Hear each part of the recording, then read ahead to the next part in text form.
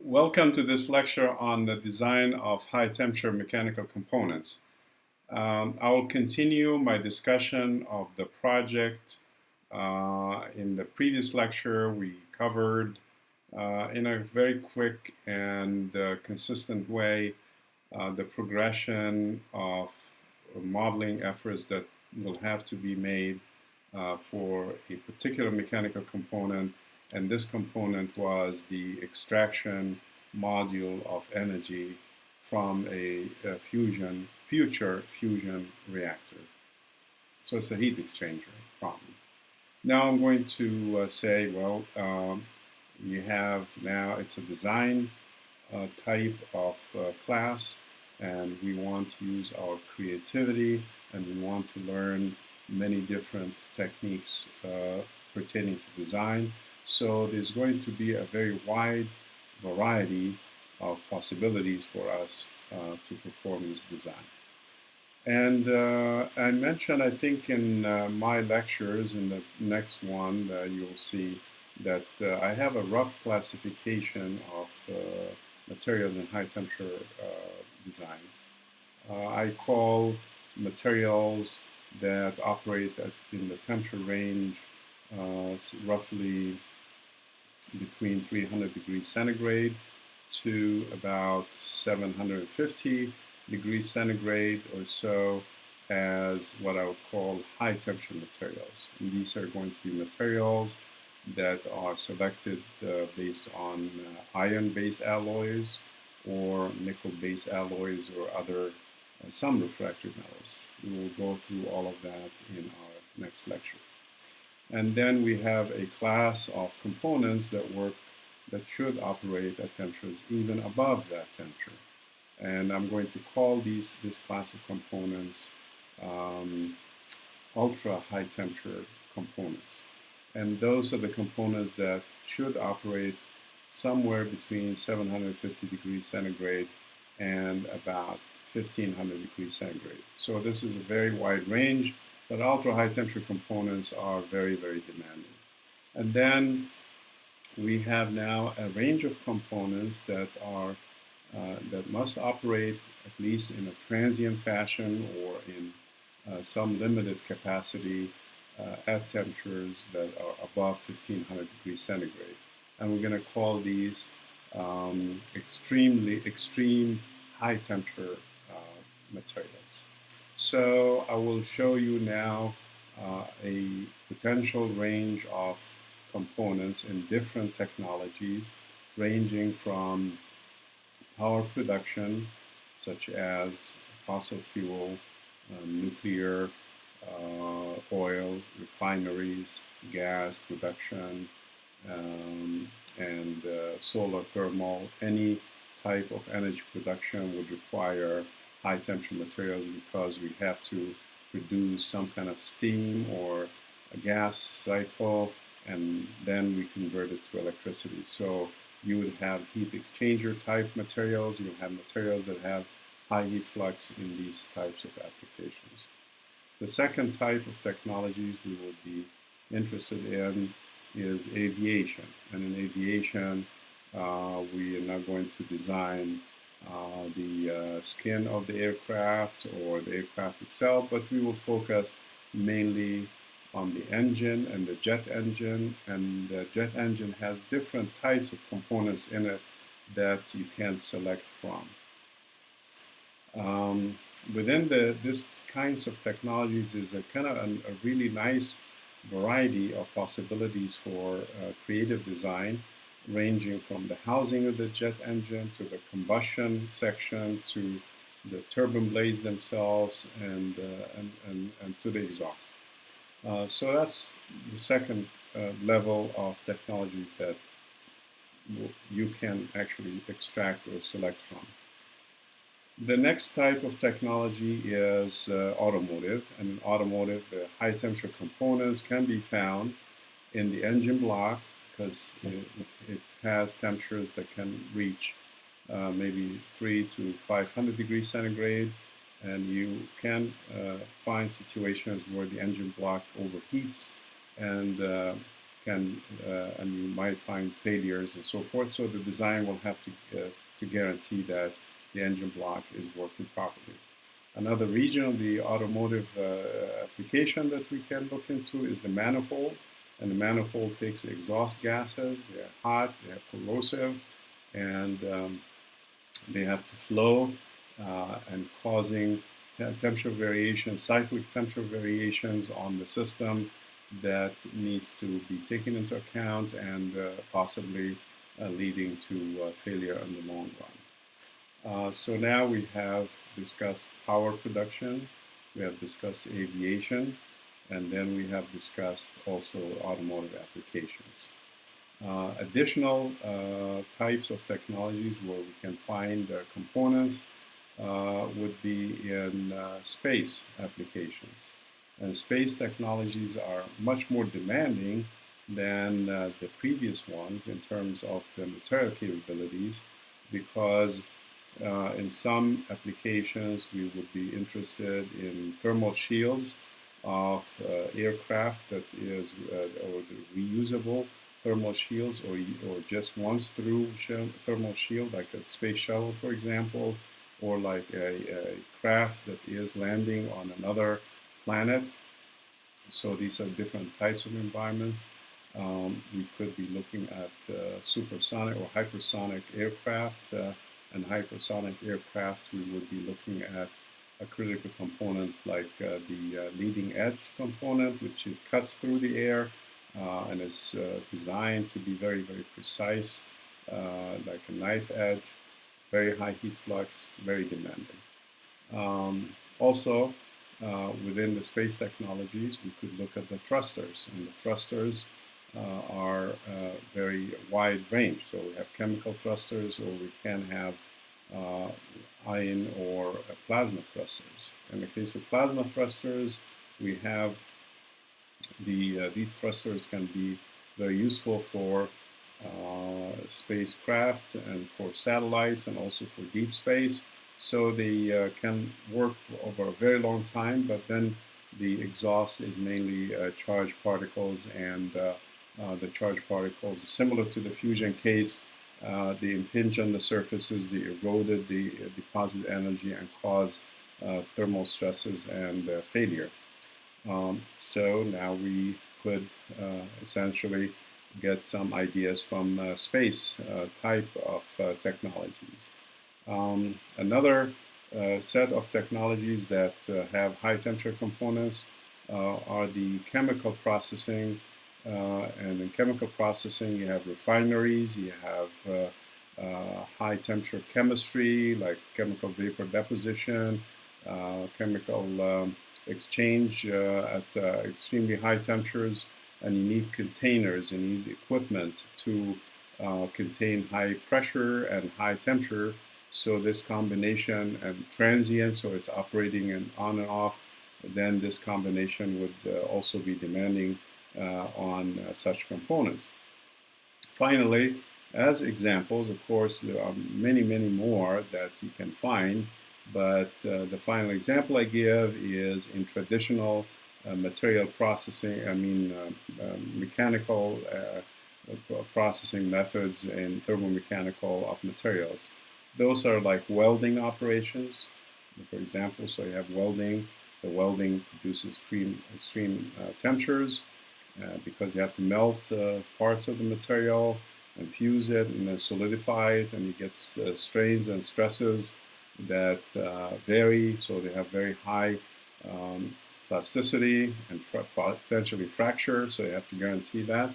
And especially if you do very high level welding like laser cutting or laser welding or iron beam welding or even electron beam welding, where you have to weld very thick sections. So the thermomechanical problems become very, very severe. The same goes for grinding or cutting operations and so forth. So I will just kind of show you quickly a few pictures, and then you will see that on the website. And I would like to form teams, and the teams will be 3 to 4 students. They work together and select creatively one of these components, not the whole engine, for example, but just one component that can be doable. So it's your decision. So you can actually do the design within the 10 weeks of the quarter, and include in it features of plasticity, viscoplasticity, and fracture, and design code and multiphysics, just like what I presented in the previous example.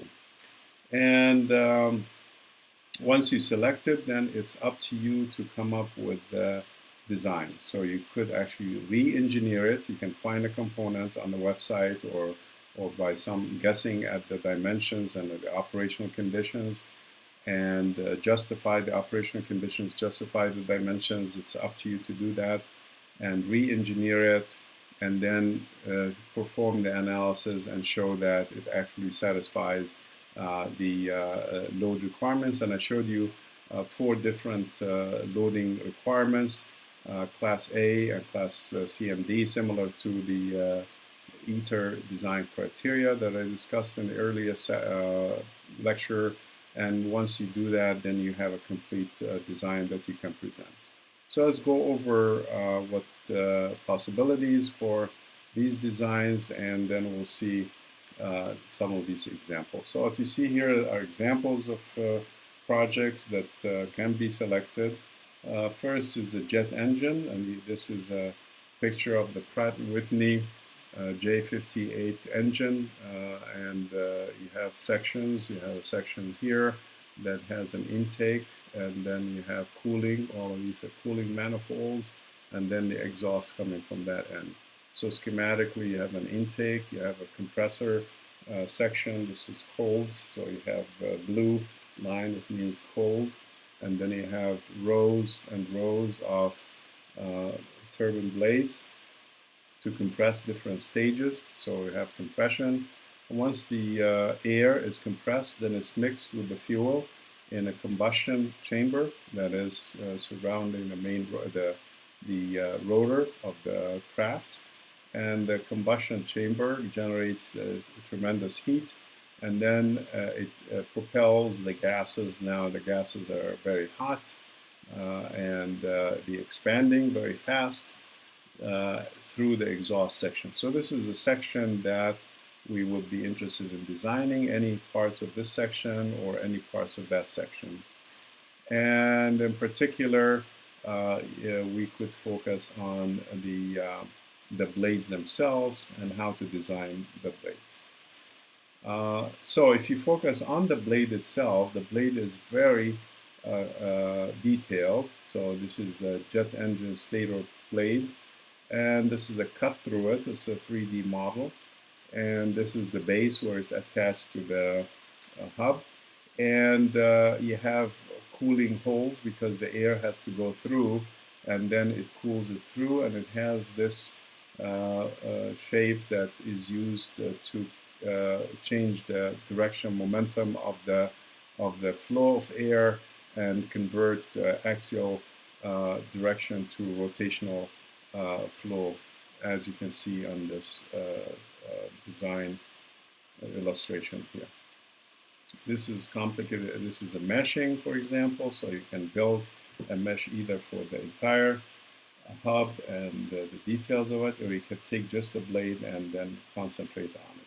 So these are decisions that you have to make. The next example that I give is a high temperature component is a large deformable mirror, and the mirrors are used for a variety of applications. So the large mirrors are used in applications that actually go from one end of the spectrum to the other, and these applications can range from telescopes, and telescopes, of course, they don't have really very high heat flux, to maybe laser mirrors that can catch laser or convert it, or they could be used for solar thermal to reflect the energy, and in this case you have a high heat flux that you must cool. So in this case I had a former student who did his master's thesis on this subject. His name is Razvan Ungareno. He's right now working at Honeywell. So he did this design in which you have units. So you have a very large mirror, for example. Then you have a basic unit that has a coolant entrance and exit, so manifolding. And then you have this basic unit is an optic unit, so the laser coming here, and then you can divide the surface into smaller pieces and piece them together. And as you do that, then you can result in a large mirror that has assembly. And each one of these hexagons can be tilted, for example, with actuators, but they're independently cooled, so you reach adequate resolution of thermomechanical deformation and stresses in this mirror. The next example of potential projects is rocket thrust chamber. And in rocket thrust chamber, this is a chemical type of thrust where the fuel is mixed with an oxidizer. For example, if you have hydrogen and you oxidize it, you get water coming out, but then you get tremendous amount of energy. So this will expand through a nozzle, and the typical shape of the rocket thrust chamber has a combustion section and an expansion section. The expansion allows for redistribution of the momentum, so it gives you axial thrust, efficient axial thrust. And the design would be to recreate one of these thrust chambers, not necessarily with all of the details of the cooling, but adequately, for example, to do a fluid flow simulation, and then to do a thermal and mechanical analysis of the integrity of the thrust chamber itself. The next type of thrusters are ion thrusters, and these are good for space applications. So you have a space station, you can have thrusters on this end or this end. This also works with satellites, and those give you a very low level of thrust, but it's continuous. It can go on and on for a long time, but to maintain position or to change positions and so forth. The idea is that you have a housing here that has an anode and a cathode. So the anode is right here, and then you have a cathode that is stationed somewhere here, like this is cathode. And between the anode and the cathode, you have voltage and gas. So the gases are injected, and when you have voltage, you have a breakdown of the gas. They become actually plasma, which is ions and electrons. And then you have a magnetic field, and the magnetic field gives you a potential to couple with the electric field. So you have a force called the Lorentz force, J cross B, gives you a force. And this force propels the ions to get out, and to get out of the system. So it could be either an electric force, which is proportional to the electric field, or it could be an electromagnetic force, which is the combination of the current and the magnetic field to do the job. In this embodiment here, this is called the Hall thruster, in which we have boron nitride walls. And in this embodiment here, we have an ion thruster, which is electrostatic. So it's electrostatic, this is electromagnetic. And in either case, you can build a 3D model here, like you can see, and you can also do some simulations for the plasma flow or gas flow, if you will, and you do a thermostructural analysis on the ion thruster. Next example is design of pressure vessel welding. So this is a traditional problem, and it's encountered in many technologies where we have pressure tanks and they have ends, and the ends have to be fitted, and the fitting is of the shape.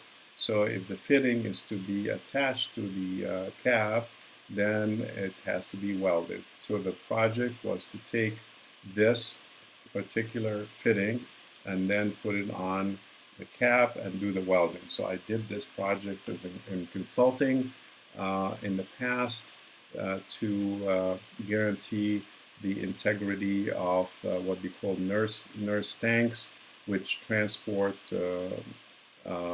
materials or liquids for the agricultural industry. So here's what we did. We actually did a complete meshing for the end cap. Of course, I didn't want to do a whole tank because it doesn't make sense to add the tank. So I have in reasonable boundary conditions on the end. And then I did mesh the coupler, and then you can see the intensity of the mesh is pretty high here. And then we do a simulation for the heat transfer, transient heat transfer. So we have a welder going around, and the welder, as it goes around, then it heats it, and then you have cool down. And based on that, we do analysis for the residual stresses, including creep deformation and relaxation of stresses, to figure out whether these wells are going to be broken, have fracture, or they're going to have integrity or residual stresses. So although it's a traditional problem, but it is quite sophisticated in the way that it is handled. The next type of problem is the high temperature component example, is a leading edge of hypersonic aircraft. And Mach 5 aircraft, they have been tested, and NASA has designs for Mach 10 aircraft, like you can see here, and you can see how it is operating in practice, extremely fast. And in fact, there are some designs on paper for a Mach 20 type hypersonic aircraft. As the speed goes beyond the speed of sound, then the friction with the air produces intense heat at the tip. So the tip has to be extremely thin so it can cut through the air. And as you can see, this is a design of the wing skin that can cut through the air with an extremely thin tip. And the cooling concept is that you have radiation cooling. Most of the heat is going to go through radiation cooling, but then you have to provide some kind of a mechanism for cooling from the inside, such as a heat pipe, for example, and then the design will focus on the integrity of that tip, because if this tip goes, then the whole craft will go with it. So although this is the size is in the millimeter range here, but the entire aircraft is just depends on the performance of this few millimeters cutting through the air. This is a conception of how it might look like in the future for passenger transport, and these are just kind of images, thermal images of hypersonic aircraft, and this is a rendering of fluid flow around one of these hypersonic aircraft designs that you might find online. The next type of project could be a thermal protection system for re-entry vehicles, and you can see here for the shuttle, for example, has to have a shield. So the shield is on the tip and the bottom of the shuttle, where when it's landing, then you have very high heat friction and heat flux on the tip part and the bottom part, and this is kind of a simulation where the temperatures can approach 2000 degrees and above 2000 degrees in some locations. So this is extremely demanding situation. You get like thermal imaging shown here, and the design would be to design such component or part of the component. So this is a small part of the component. Another example is a rendering of the thermal protection system in entering or re-entering the planets. Other planets will have more or less severe conditions, and as we've seen, maybe you've seen the different scenarios, like in The Martian, for example, the movie, you'll see the entry and re-entry of the vehicles into Mars. So these are all designs that require a different type of material that leads to thermal protection. Next design that I have is an internal combustion engine block and cylinder head, and or cylinder head, either one. So the IC engine block, as you can see, this is a 4-stroke engine. You could design a 6-cylinder engine or an 8-cylinder engine, like this one, for example. And then that would require quite a bit of work on the modeling. You have the 3D model for the CAD first, and then you do the analysis for the cooling and for the integrity of the engine block.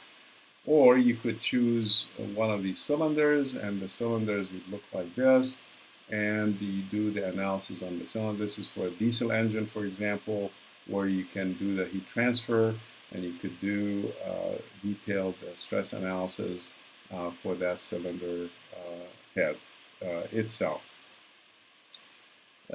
Also within the automotive applications category could be the design of the exhaust manifolding. Like you can see here, the exhaust manifolding has three lines that are coming from the cylinders, like a V6 for example, so this is half of it, and then the exhaust is going through bellows and a flange and the turbine for the exhaust. And this entire design can be achieved by careful modeling with the CAD, and then conditions for the entrance of the hot gases and the exit conditions, and then you can get a distribution of temperatures and pressures, and also you can get an entire stress, strain, stress and fracture analysis and plasticity and so forth, following the temperatures along the distance here. So you can, the temperature rises up and down as the gases are added to the string. So all of these give us potential possibilities for designs, and as I mentioned, since it is going to be a group project where we expect to have a substantial contribution, because you have 3 to 4 people working on the same project, and then we would put together a report similar to a publication, and the idea is re-engineering, or reverse engineering, because there's many of these components you will find them either in actual projects, or you can get data or information from the internet or from other sources, or you can guess and put the data together yourself. That gives you ability to be creative. So creativity is important in this entire development process. And for that, I think I'm going to stop here and finish the lecture, where we're going to actually do the